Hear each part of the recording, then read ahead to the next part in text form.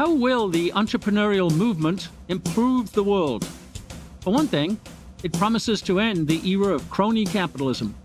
This is the Economics for Business podcast. We are here to help all businesses become champions for customers and value, improving lives with preferred and innovative products and services. We offer you the knowledge and tools to make your entrepreneurial journey a successful one. Now, here's your host, Hunter Hastings. Hi, Hunter Hastings here. The term capitalism was coined by enemies of the free market system, and the good guys accepted the neologism. We tried to point out that capitalism is the system that has produced the great enrichment, an unprecedented broad-based elevation of well-being across decades and across geographies and across demographics. But they wouldn't listen. Nor do they listen today. Critics of capitalism point to selected outcome attributes at the macro level of which they don't approve, without reference to the micro, the subjective well-being of the members of society greatly enhanced by capitalism. In fact, that's capitalism's whole point and reason for being. We've come to expect anti-capitalism from the intellectuals who are resentful that they've chosen economic pathways that are not valued and therefore not rewarded by the consumers who are sovereign in the market system. But now we're beginning to see anti-capitalism welling up in business schools and among management scholars. From there, it invades the corporate bureaucracies of HR and compliance and government relations. Corporate investments in ESG and DEI and so-called stakeholder capitalism divert resources from innovation and the pursuit of new economic value through better meeting consumers' wants, and these diversions of resources have a high cost. But hey, wait a minute. All these are political activities, seeking shelter from political power, and that's not capitalism. Capitalism is the system of private property and freedom to allocate it for the good of society, as measured by the approval of the sovereign consumer. Hence, a new term has emerged for the diversion of resources into political rent-seeking: crony capitalism. But as today's guest, Professor Peter Klein, and his co-authors of a paper we'll discuss, cronyism is not capitalism. The two systems should not be conflated in the term crony capitalism. If it's cronyism, it's not capitalism. We also discuss the alternative to cronyism, which is entrepreneurship. Focus on the consumer and their wants and pursuing new economic value by meeting those wants in new, better, and more innovative ways. Entrepreneurship is the pathway out of cronyism.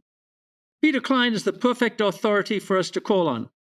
He is professor of entrepreneurship at Baylor University's Hankamer School of Business and senior fellow at the Bohr Center for Entrepreneurship and Free Enterprise, and author of numerous books and papers on those subjects, and an all-around thought leader for entrepreneurial business practice and business organization.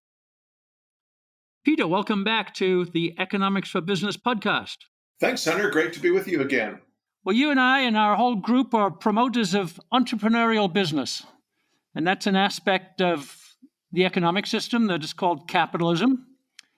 And capitalism is under fire, as you say, in contemporary politics and journalism and even in popular discourse today. And it's even under fire in the management literature. And there's some questioning of markets and private property there. And we'd expect management theory to be the most supportive of markets and capitalism. So we're going to unravel that a little bit today. Many of the critiques stem from the accusations that corporations exert undue political influence, and there's a cozy relationship between government and corporations. And that might be seeking regulatory benefits through lobbying. It might be public-private partnerships. There's lots of ways that that relationship shows itself, and it's often termed crony capitalism. And your recent paper is called Capitalism, Cronyism, and Management Scholarship, a Call for Clarity. And the major point, and there's a lot of detail we'll go through today, is that there should be a bright distinction between cronyism on the one hand and capitalism on the other. They're not the same thing, and you can't combine them in that term, crony capitalism. So we're going to explain all of that today, and let's begin at the beginning, as you do in the paper, defining capitalism. Let's have your definition of capitalism. Sure. My colleagues and I define capitalism as a system, really the system that we talk about so often on this show, a system in which resources are privately owned by individuals or groups in the form of companies or funds or what have you. Uh, we have free entry and exit into markets. Goods and services are allocated through the price system, in other words, through voluntary cooperation among individuals. We have the rule of law rather than sort of arbitrary governmental fiat. We have a monetary system that allows entrepreneurs to engage in economic calculation, et cetera. So really the way most of us use the term capitalism as really just as a shorthand for the free market economy, a private property, free economic system in which decisions are made not by the state or state actors, but by private individuals. And those private individuals can collaborate in the form of firms and corporations and so on, right? We treat them as... Abs- Absolutely. I mean, it's interesting. Over the years, people who study markets and capitalism have tried different kinds of terms to describe the sort of system that they think yields the highest benefit from a, sort of a utilitarian point of view, highest levels of economic growth and prosperity. There's also sort of a normative, uh, position in which we say that a free market economy, a free society is one that is virtuous and moral because it allows people to exercise autonomy and to make their own decisions. Some people call this the free market. Some people call it liberalism. There's as in the 19th century classical liberal tradition.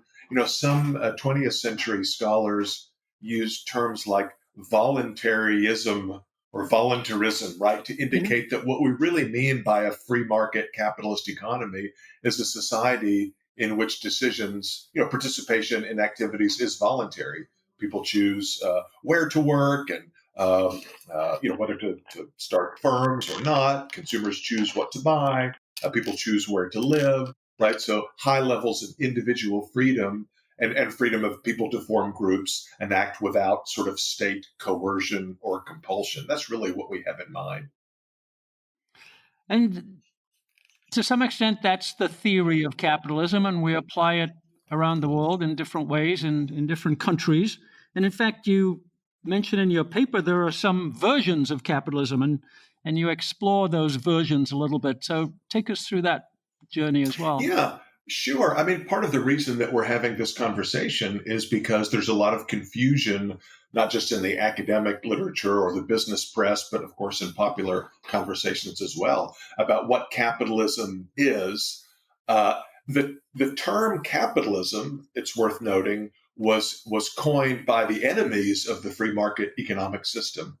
Uh, they meant it as a sort of a caricature, or rather a way of saying that, look, you have conflict in society between different groups.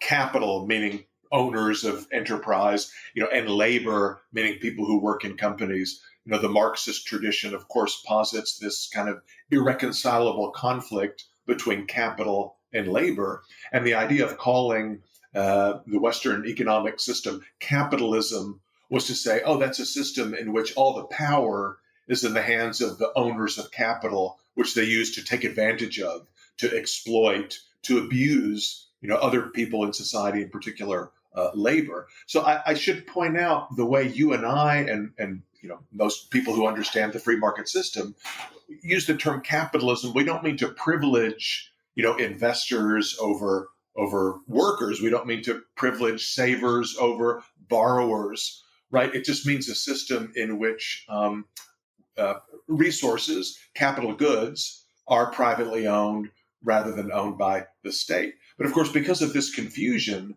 a lot of people think that capitalism means a system in which certain people, capitalists, quote unquote, hold political power.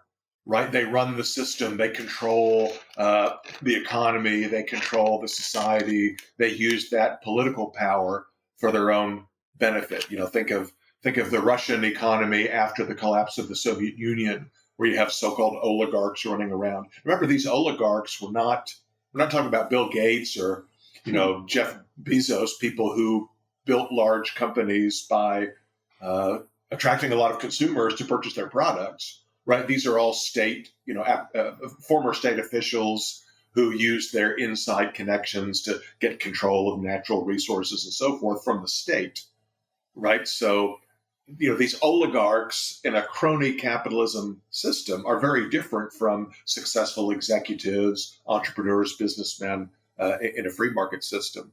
So I didn't really answer your question, but cronyism is a system in which the way a firm is successful is not by producing goods and services that consumers want, but rather by exploiting political connections, by getting the people with political power, government officials, to give that firm special privileges, to use political power to harm competitors. And a cronyist system is one in which essentially the state is in charge of allocating resources to companies and directing consumers to one product or service or one company or another. So cronyism is a kind of a mixed system. It's not communism in that the state officially owns everything, because, on paper, private individuals, companies, and so forth are the owners, but in reality, it's the state that's directing the economy.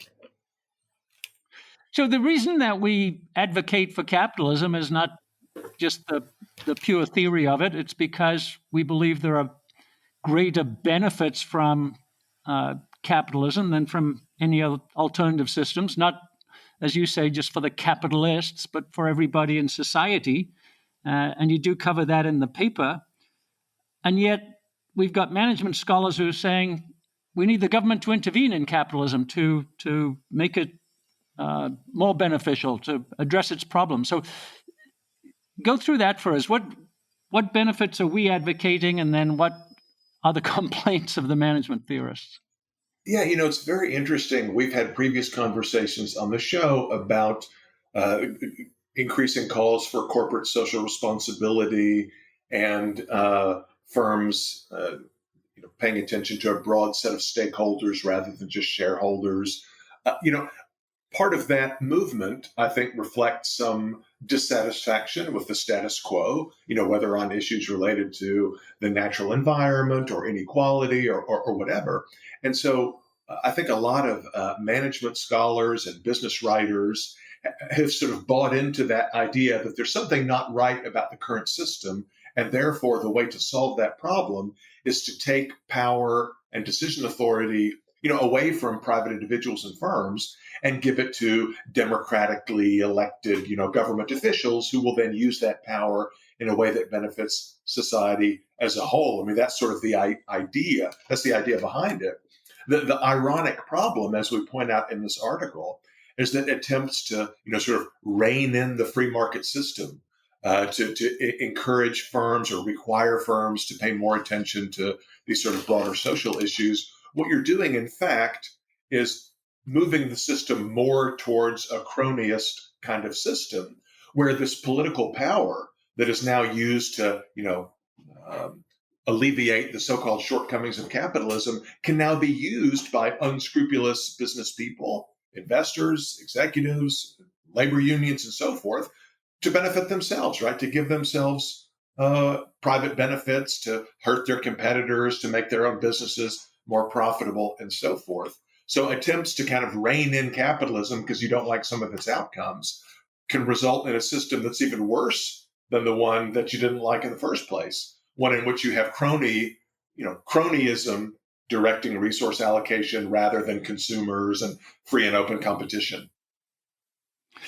Just to break up the definition of cronyism one little bit, you make a distinction between varieties of cronyism, and you definitely differentiate between corruption and corporate political activity. Let's at least make that distinction about cronyism at this point. Yeah, so it's a good point. I mean, there's lots of different forms that political influence over business can take, and what we wanted to do with this distinction is talk separately about sort of legal forms legal activities that contribute to cronyism and illegal ones, right? So we all understand that if Tim Cook, the CEO of Apple, right, if he were to show up in Washington D.C. with a suitcase full of cash, right, and hand it over to the chair of the Federal Trade Commission and say, you need to launch a major antitrust investigation against Google or Samsung or Microsoft, right? We would all recognize that as an attempt by a corporate executive to influence politicians to do something that benefits that company. And we recognize that bribery and other forms of blackmail, extortion, other forms of illegal activity are inappropriate and are not likely to lead to a better working system. But rather, it's just kind of criminality. It's no different from essentially no different from Tim Cook, hiring a bunch of goons to break into Microsoft headquarters and beat people up or steal documents or,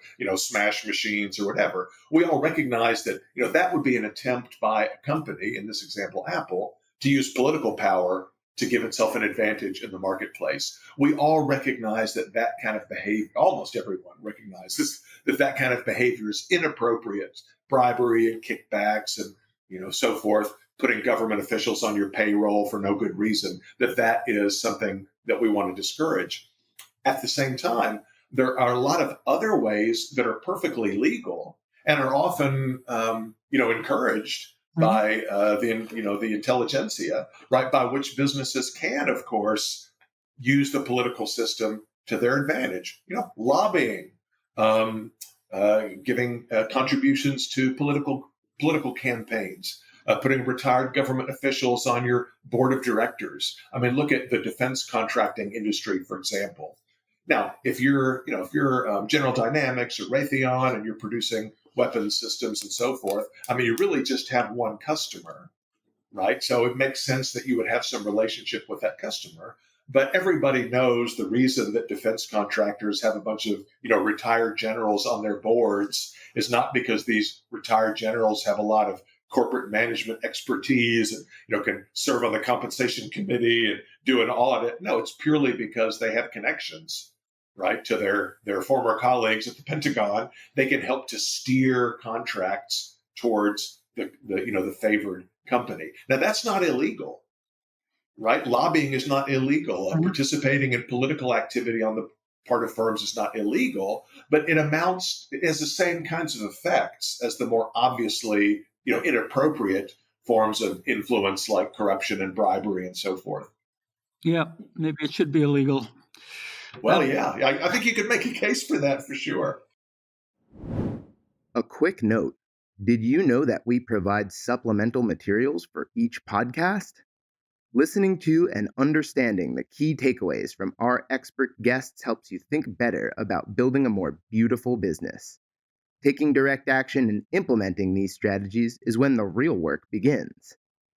Take a concrete, immediate step to implementing a better business model today by downloading the show notes and business tool we've created for this episode. Visit Mises.org/E4Bpod. That's MISES.org/E4B and click on today's episode. Now, back to our interview. We talked about the benefits of capitalism. You talk about the consequences of cronyism. You have a list, and we'll touch on some of them. But at the beginning, as a good economist, you talk about direct costs that we all can see, and then indirect costs that maybe we can't see so clearly. Just touch on that, the direct and indirect costs at the top of the list. I mean, I think the direct costs, the more blatant consequences of a cronyist kind of system are, essentially that the decisions of political actors are superseding the decisions of market participants. Right. I mean, Apple is, of course, a very profitable company. And part of the reason that Apple is a profitable company is because it makes products and services that a lot of consumers like. People like their iPhones and their iPads and their Macs and, other goods and services produced by Apple. And so, we want a system in which the way that companies can succeed in terms of creating value and capturing that value is by producing goods and services that consumers prefer over goods and services produced by rivals. Instead, if we have a cronyist system, then you might get something like, as in my example, it might be the case that Apple produces lousy products that that nobody wants, that don't make consumers better off, but yet Apple is extremely profitable because it has connections to antitrust officials or regulators or other government actors who who direct resources to Apple and pass laws or regulations that hurt Apple's competitors. So the direct cost is that we get distortions in the marketplace, right? The pattern of resource allocation, profits and losses, what goods and services will be successful in the market. It doesn't match what people want, right? It matches the distribution of political power. And of course, the skill with which executives, managers, board members, investors, the skill with which they can influence government officials, that's a very different set of skills than the ones that we usually reward in the marketplace, or that we want to be rewarded in the marketplace. But as you point out, there are indirect costs as well. I mean, one of the indirect costs is that, in a cronyist system, market participants are good at adapting to changes in circumstances, right? If I'm an entrepreneur in a free market economy, I dedicate most of my efforts to producing goods and services, to marketing, distribution, engaging all kinds of external partners, stakeholders, if you like, financiers and skilled workers and so forth. I focus on creating value in the market, which is good for everybody as well as being good for me. In a cronyist system, let's assume that I, as an entrepreneur, I assume that I can't really do anything to change the system that I'm in. But I need to survive. I want to keep my company afloat. I want my company to grow. I want to be able to pay my employees. If I have no choice but to engage in cronyism, well, then that's what I'm going to do, right? So, but of course, there's an opportunity cost of that time and effort. So all of the hours that I'm spending focusing on lobbying and figuring out which politicians, either to influence legally or to slip cash in brown paper bags to illegally, those are hours that I can't spend thinking about my customers, doing R&D, making attracting the kind of workers that I want to attract. So it makes companies different kinds of animals from the ones that they are in a market system. Success comes from satisfying politicians, so you become very skilled at that, but then you become less skilled at doing the things that we really want companies to do in society. Yeah, one of the examples I always think about there, Peter, is the compliance department, especially in banks. Now, banks are the most cronyist of capitalist corporations, but they're adding thousands and thousands of jobs in compliance, which means exactly that they're focusing resources and people on things that are not productive, just complying with regulations.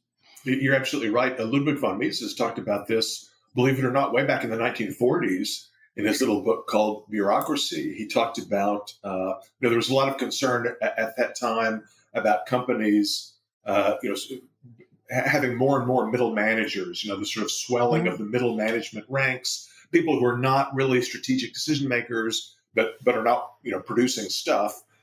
But it seems like companies were squandering resources on these layers and layers of middle managers. Mises pointed out that a lot of what those middle managers do is, as you said, compliance, government relations, working with regulators, they're lawyers, no disrespect to our lawyer friends, right? But these are people who are involved not in making stuff and getting it to customers, but satisfying the people in political power.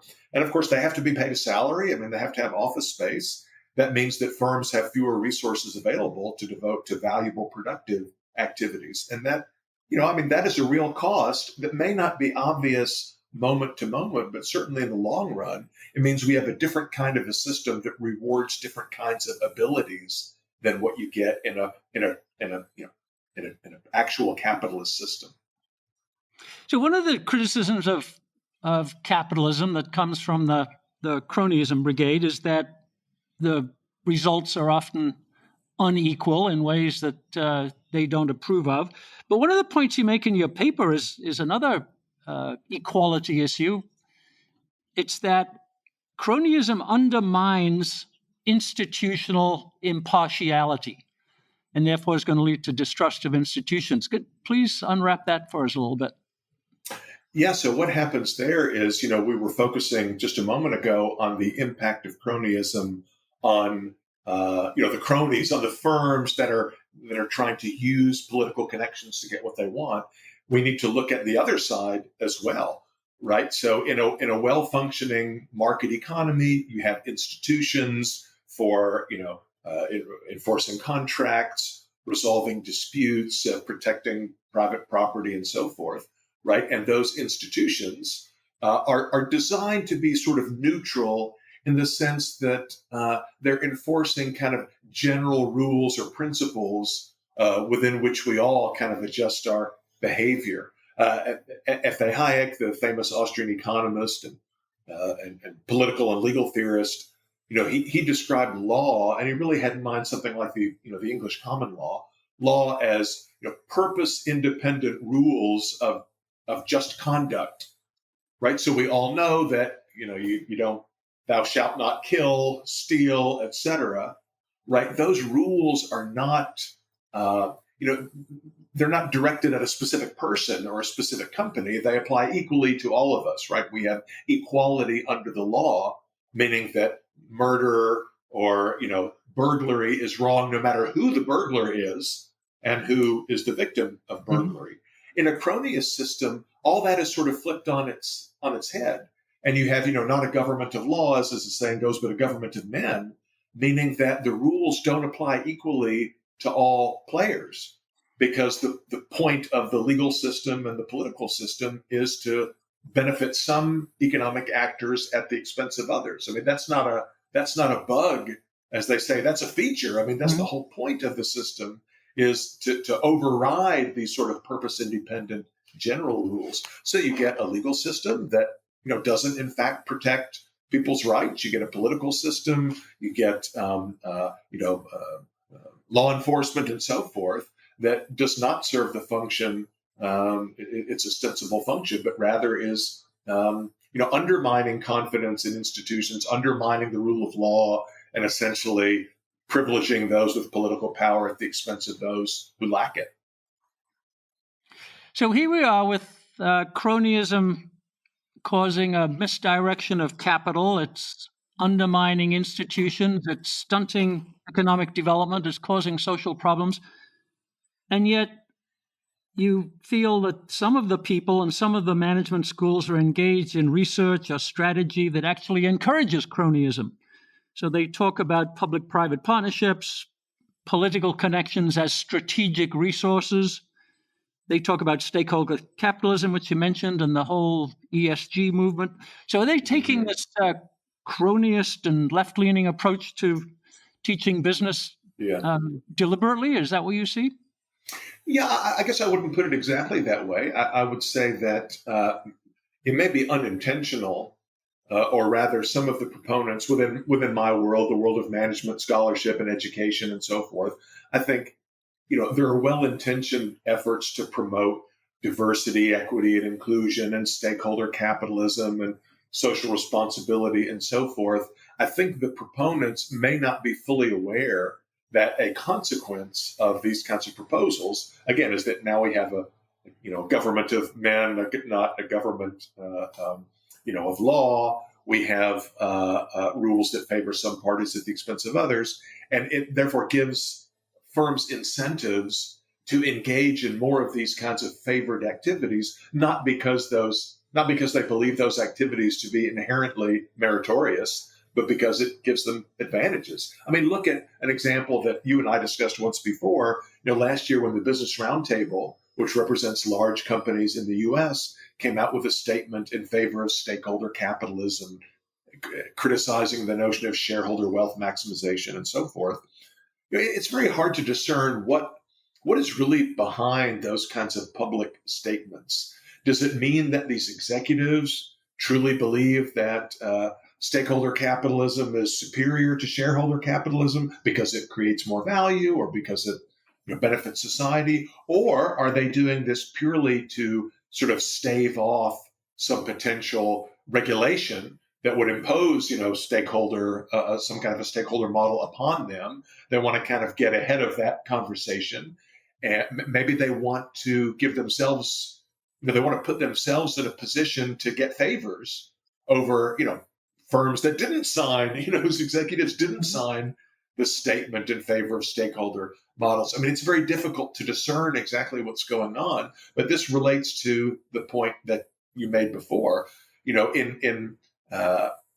When companies engage in that kind of behavior, and of course, business schools are encouraging companies to engage in that kind of behavior, it just complicates things. It muddies the waters and makes it very difficult to tell what activities are actually creating value and which ones are merely, jockeying for sort of political position.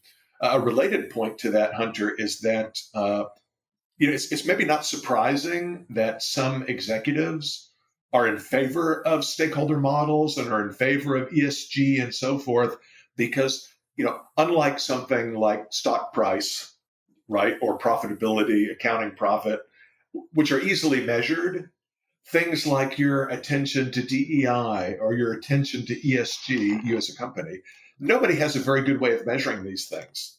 There are different scales and indexes that have been developed, but they're all very sort of murky and ambiguous, and it's not really clear whether they're measuring the things that they want to measure. So if I'm a CEO and I'm worried that the board is evaluating my performance and that I might lose my job if the performance is poor, gosh, wouldn't I rather say, oh yeah, we're not about profits. We're not about equity value. We're really about ESG, and look how well we're doing with our ESG score. So you have to reward me and give me a bonus. I get to keep my job. When in fact, the stock price has tanked and profitability has gone down the toilet, right? So if, managers might prefer a world in which they are less accountable to their boards, to their shareholders, than one in which they're more accountable. And these kind of models with that embrace these broader objectives make it much harder to hold executives accountable. So of course many of them prefer that. So are the business schools, do you think, and the universities that house them, are they seeking that political approval as well with the content that they're now including in their courses? Yeah, it's a good question. I mean, to some extent, yes, because business schools as organizations are not immune to these pressures themselves. I mean, the point that I made, echoing Mises about the swelling ranks of middle managers and compliance and so forth, you see that times 10 at universities. It's well known that if you look over recent decades, the proportion of employees at colleges and universities who are neither professors nor staff members with sort of conventional duties, that has exploded. Mm-hmm. So universities are swollen with ranks of assistant deans and program directors who run the diversity, equity, and inclusion office, who run the social responsibility office, who deal with the Department of Education and other regulators, who deal with lenders and accreditation boards and so forth. So universities are also filled with what we might call non-productive employees, lawyers and managers who are not in the education business, but are in the compliance business. That probably hasn't been good for universities. But, also there are ideological reasons. I mean, faculty at universities, even in business schools, right, hold a variety of political views. I was sort of joking with some friends, recently, some colleagues that, it would be rare to go to a school of dentistry and find faculty who think that dentistry is kind of a bad thing, right? Who think that dentistry is sort of ethically and morally suspect, but yet they've decided to devote their careers to teaching people how to become dentists. Right. That would seem very odd. Yeah, we have a lot of faculty in business schools, and business schools are professional schools designed to teach people how to be managers, entrepreneurs, investors, and so forth. You have faculty who think that business itself is kind of shady, it's kind of dirty. They're almost embarrassed to talk about business and markets and profits. And I think, just seems like an odd career choice that someone with those views would want to teach at a business school where you're teaching this thing that you think is kind of icky. But nonetheless, that phenomenon does seem to be present in a lot of business schools around the world.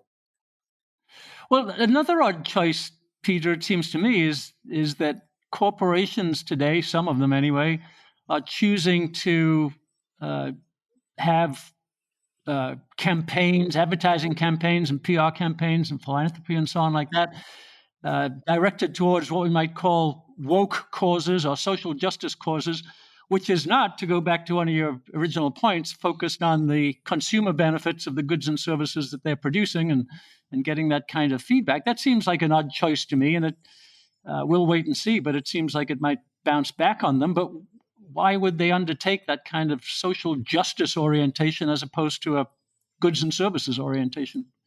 That is a great question, and one that actually some colleagues and I are thinking about now to try to write something on this phenomenon of the woke corporation. As you say, it's a little bit, there could be multiple things going on. There could be some companies that really feel like that's what their customers want. They're trying to appeal to millennials and Gen Zs who are more woke than their Gen X or baby boomer, parents and grandparents. That's possible. I don't think that's what's really going on. One mechanism that hasn't gotten much attention, I think, and it relates to this earlier point about middle managers. You look at these advertising campaigns by large companies that feature, extremely woke themes. There was a Gillette razor ad last year that was notorious in this regard, and Gillette's profits went down the tubes after this ad, so it was not very well received by the customer base. Companies, Disney, there was a thing last week where documents were leaked about the mandatory diversity training at Disney, extremely woke kind of set of training requirements. Who is really behind these? Is it really the top executives who are promoting or pushing this kind of woke agenda? I think the answer is probably no. It's really sort of middle managers, right? It's the equivalent of these compliance folks and others that we were discussing in a different context. It's, people in HR, people in, government affairs and so forth, who probably feel very passionately, ideologically, that they're very strong supporters of, what we might call the woke agenda for ideological reasons. The people to whom they report, senior managers, executives, the board, my guess is, this is speculation on my part, I could be wrong, my guess is the top level decision makers are really not fully invested in the woke agenda. But A, they don't care enough about it to express a strong opinion. They're focused on conventional managerial executive tasks. So they sort of let the woke HR staffs do their thing without interference. And second, they're afraid of bad publicity for themselves. We all hear about so-called cancel culture.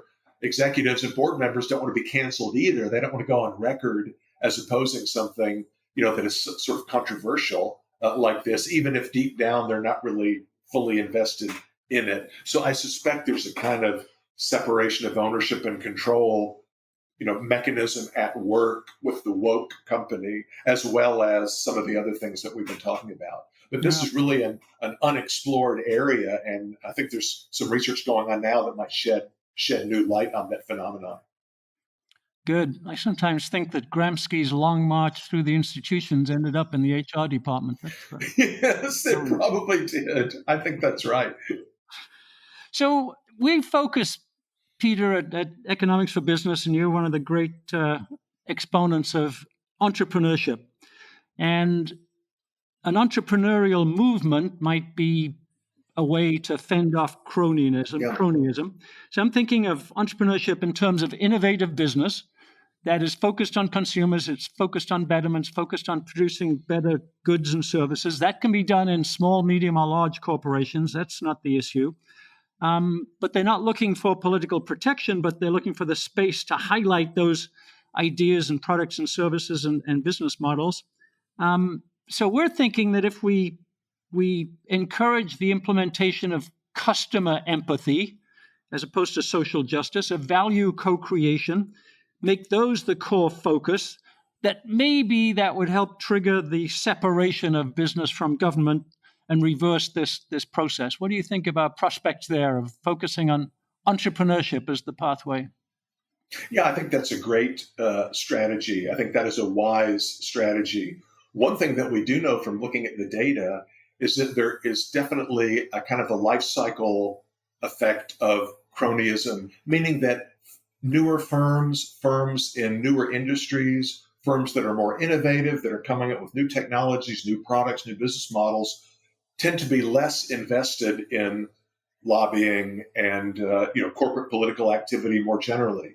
They don't have the time for it, but also, if you think about it, government is very slow and reactive, right? So when a brand new technology comes onto the scene, government regulators really don't know what to do with it. I mean, it's kind of a cliche, but there's truth behind it, that in the early days of the IT sector, the modern IT sector, Silicon Valley in the 1970s, 80s, and 90s there was almost no corporate political activity whatsoever. I mean, this was well noted in the mid 90s with the big Microsoft antitrust trial. Mm-hmm. It was noted with shock and alarm by the powers that be, in the New York Times and Washington Post and in the halls of Congress, that, Microsoft, which was a very large company at that time, didn't even have a Washington, D.C. office. Mm-hmm. This was considered scandalous. How dare you try to be a big company in America without playing ball by, placating the powers that be. But of course, the Silicon Valley types, they weren't interested in that. They didn't think there was anyone in government who was in a position to help them anyway, because no one in government could really understand what they were doing. But of course, as the tech sector has matured, now, of course, all the big companies have huge Washington, D.C. offices. They have huge staffs of lobbyists and public relations people and big government affairs staffs. So now they know how to play the game, right? And maybe, one interpretation of something like the Microsoft trial, or even the Washington, the crusade by Washington now against the big tech companies. It's a way of kind of reminding those people who's really in charge, right? You need to play ball if you want to do your thing in this country. And so you need to sort of, you need to pony up. But again, with, the newer the technology, the newer the business model, the more innovative the company, the less attention we tend to see on cronyism. And so I think you're exactly right that in an economy that is, that is dynamic, that is vibrant, that is open, where we have firms, not just small firms, but firms of any size that are extremely innovative, I think, that doesn't leave as much room for engaging in cronyist behavior as an economy that's very rigid and dominated by kind of, the old guard. We should mention that those things are not unrelated, right? Another consequence of cronyism is that it's harder for outsiders to break in. Cronyism, of course, favors the status quo. So the more cronyist a system we have, the harder it is for newcomers to come in and introduce their new goods and services, their new technologies, their new business models. So that's another long-run consequence of cronyism. Yeah. Yeah, we'll look for the cryptocurrency crowd to start to have a lobbying group in Washington. Then we'll know it's mature. You're right. That's a good example. At that point, we'll know that crypto's time has finally come. Right. It's out of the entrepreneurship zone. Well, good. Well, Peter, thank you. We will continue to encourage entrepreneurship as the antidote for cronyism, and that's not just size, but as you said, it's innovation and continued consumer focus and everything that we prize in capitalism, which is why we call it entrepreneurial capitalism. So thank you very much. Completely agree. Yeah, great. Thanks for having me on, and look forward to talking the next time. Yes, very much. Thanks, Peter. Economics for Business is a production of the Mises Institute. To explore more content like this, visit Mises.org. And for more from Hunter Hastings, visit hunterhastings.com.